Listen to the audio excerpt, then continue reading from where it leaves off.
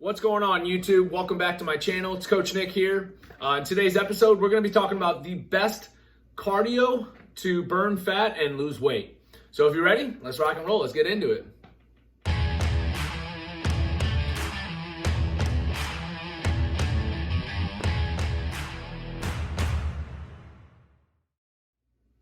All right, guys, so welcome back. If you haven't already, please subscribe to the channel. Click the notification button. It really helped me out. I really appreciate it. And if you do like this video, by the end of it, press like. It'll help me out. Comment on some other videos that you guys would like to see.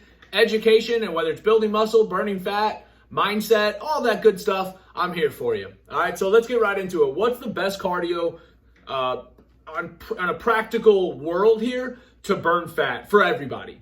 I'm going to say walking on a treadmill. That's going to be the best for the majority of people trying to lose weight. And here's some of the reasons.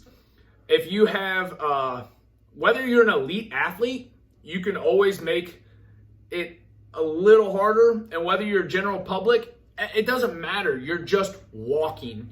So what type, like specifically, what should you do? Kind of depends on the person, obviously. But I'm just going to say for safe, just to be safe here, around like maybe 2.0 speed to 3.2 at most. I know that's a pretty big spread, but like somebody like my mom who's 63 years old with rheumatoid arthritis, she's not going to be doing it like what I am at 3.2 at 15% incline for 30 minutes. Like that would kick her ass. It'd be way too much. So somebody like on that extreme, we're still going to be walking on a treadmill because everybody can do it. She's probably going to start maybe at like level 2 and then maybe 2.4 or something like that. But the important part is elevating the incline, elevating the treadmill to where it's on an incline. That's probably the most important of the entire low intensity style cardio that I'm talking about right now.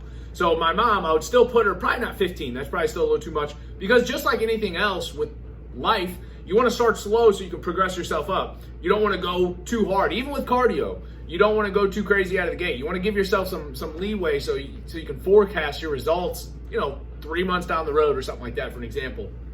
So I would recommend for somebody like her starting at like 2.0 and maybe like a level 8.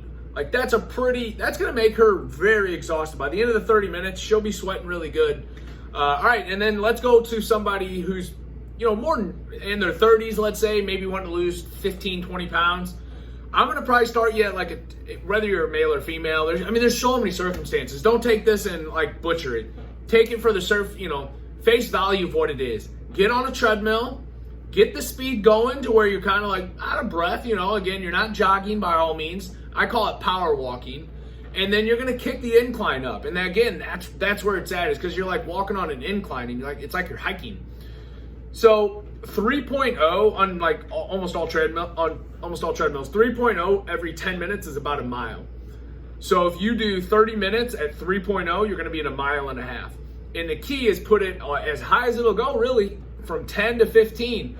Now, if you have like bad hips and hamstrings and knees, you're gonna kind of kick it up to maybe like a 10%, but not like 15% right out of the gate. Even myself, I slowly go into my cardio, doing bodybuilding shows and CrossFit competitions, stuff like that.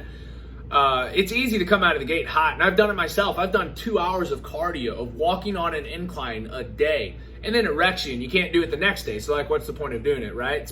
It's important to be consistent. Start off with maybe 15 minutes twice a day, or whatever works best for your schedule. But at the end of the day, walking on an incline on a treadmill is going to be the best bang for your buck. Doesn't mean it's the only way. The best way is to eat less. But if you're trying to put yourself in a calorie deficit and your calories are already lower, this is a tool that I have in my toolbox with myself and my athletes to help boost them over that edge, to help them burn fat while they're trying to maintain their other goals. I think that's really important. A lot of people, when they try to lose weight, they put all their chips in there and they don't really think about all the other stuff that comes along with it. Just lifestyle, nutrition, weightlifting, and I don't mean like snatch and clean and jerk. I mean like resistance training, getting stronger. It's extremely important and really undervalued in the weight loss community, is the importance of building muscle and strength and how it helps burn fat and it helps lose weight. So that's important as well. I would not recommend nor rely on walking on an incline as your primary fitness program. this is something that I would suggest if you're somebody who's struggling to burn fat, whether it's a lot of fat or a little fat. If you're just struggling, let's say your calories are already pretty low, you're lifting weights, you're doing high intensity, let's say you're doing CrossFit 4 or 5 times a week and you're eating right, and let's say your performance is going well, but you're still not quite getting the body fat off you that you're looking to get in, add 20 to 30 minutes of low intensity cardio in your weekly routine, not every day, maybe 3 times a week. It'll add up. It's going to make a huge difference. So it could be, again, on a stationary bike. Ellipticals are good because you're using full body.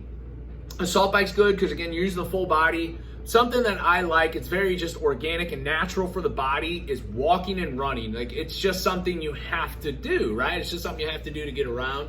Even biking, even though the assault bike, like, it hurts the lungs, I get it. I use it all the time for a tool in my fitness.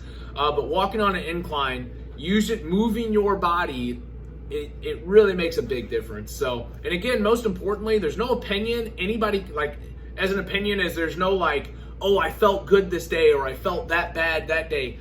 Really, it doesn't matter whether you feel good, bad, or it doesn't matter because you can just get it done. It's easy enough no matter how tired you are within reason.